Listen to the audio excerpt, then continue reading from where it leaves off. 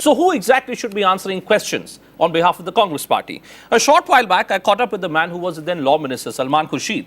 And I began by asking him whether you were willing to accept your responsibility, because it was your party, it was a UPA government which was in power, sir, when this decision to scrap the 3-year course and bring in this 4-year undergraduate program was taken. How can we take responsibility for the protest? We can take responsibility for the decision, but not for the protest. A decision that was taken when we were in government and entitled to take a decision, if it has to be reviewed, if it has to be reversed, if it has to be modified, the responsibility of how that's done and the process for doing that will be with the new government. So I would place the responsibility entirely on the new government. They may claim to have a right to review if that's their mandate and they put it in their manifesto, but they must then take responsibility as well. Strange answer which is coming from you, Mr. Khurshid, that you're trying to blame the BJP. Here is the BJP which is trying to blame you for not having followed the adequate procedures. Due clearances, I'm now being told by the HRD ministry, hadn't even been taken. The point is, sir, that it was your government.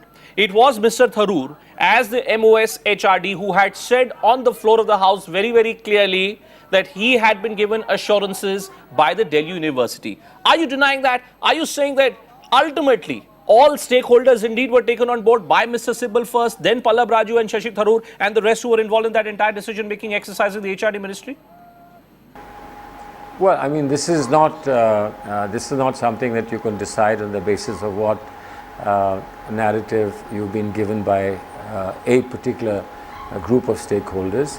There must have been, and we have to assume and presume that there must have been consultations.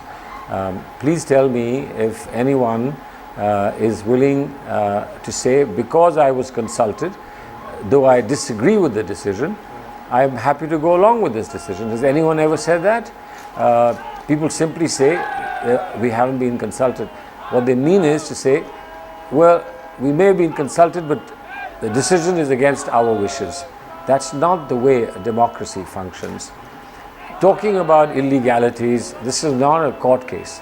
This is a matter of taking political positions based on political ideology, I assume, on what the government can do vis-a-vis the autonomy of a university.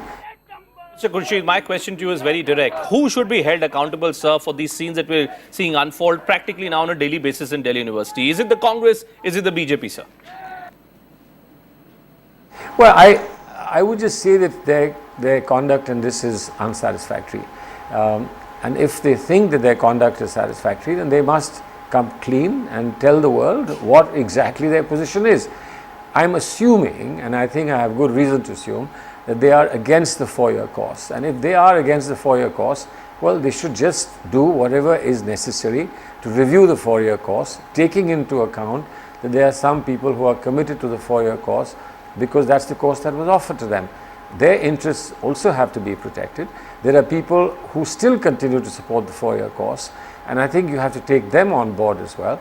And then there are people who are this way or that, but who are particularly concerned about the autonomy of the university, and I think you have to take their concerns on board as well. But who's to do it? We are in the opposition. It's not our job to do this.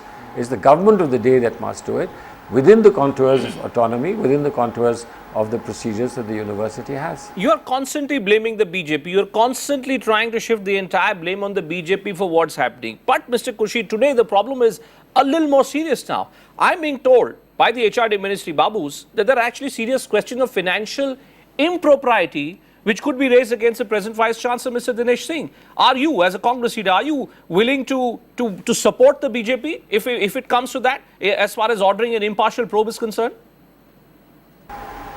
I'd be happy to call for a probe against everybody in this country, but you can't detract and distract from the main purpose now. Where is this coming from?